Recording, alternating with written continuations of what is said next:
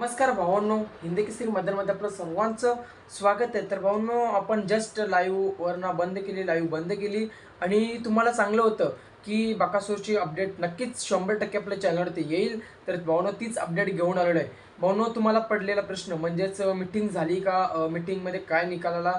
तर भावांनो, सर्व काही अपडेट देणार आहे. तर भावांनो, आज बकासूरच्या गोठे पाडण्यासाठी बरेच मुंबईवरून माणसं आली होती, लेडीज आल्या होत्या.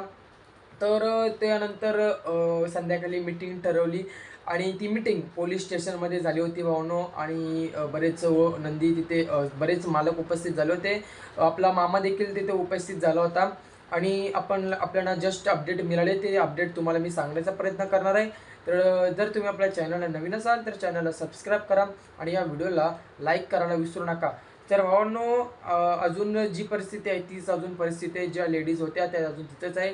जी काही अजून वाद चालू आहेत ते अजून तसंच वाद चालू आहे. अजून निकाल भावांनो काय लागलेला नाही आहे. तर बरेच बकासूर फॅन्स क्लब बकासूर गोट्यावर गेले होते. बकासूरच्या आशीर्वादाने हा निकाल आपल्यालाच मिळावा हेच बकासूरच्या चरणी प्रार्थना करतो. नक्कीच देव बकासूर हा निकाल आपल्यालाच मिळवेल. आणि धन्यवाद जे काही बकासूर प्रेमी आहेत, जे काही बकासूरच्या गोट्यावर गेलते आणि तो वाद थांबवायचा प्रयत्न जरा केला, त्यांच्यासाठी खूप धन्यवाद. बरेच बकासूर फॅन्स क्लब देखील गेले होते तिथे, बकासूरचे कार्यकर्ते देखील होते. तर नक्कीच भावांनो, अजून निकाल लागलेला नाही आहे. जेव्हा लागेल तेव्हा तुम्हाला फिक्स अपडेट देईल. परंतु जे काय आता चालू आहे ते तुम्हाला मी सांगण्याचा प्रयत्न केला. जर तुम्ही आपल्या चॅनलला नवीन असाल तर चॅनलला सबस्क्राईब करा, व्हिडिओला लाईक करा. बैलगाडी शर्यत क्षेत्रामधले व आपल्या देवाचे लवकरच अपडेट येत राहतील. आणि नक्कीच आपला बकासूर देव आहे आणि देवाचे मंदिर म्हणजेच आपल्या बकासूरचं मंदिर तोडू नाही शकत.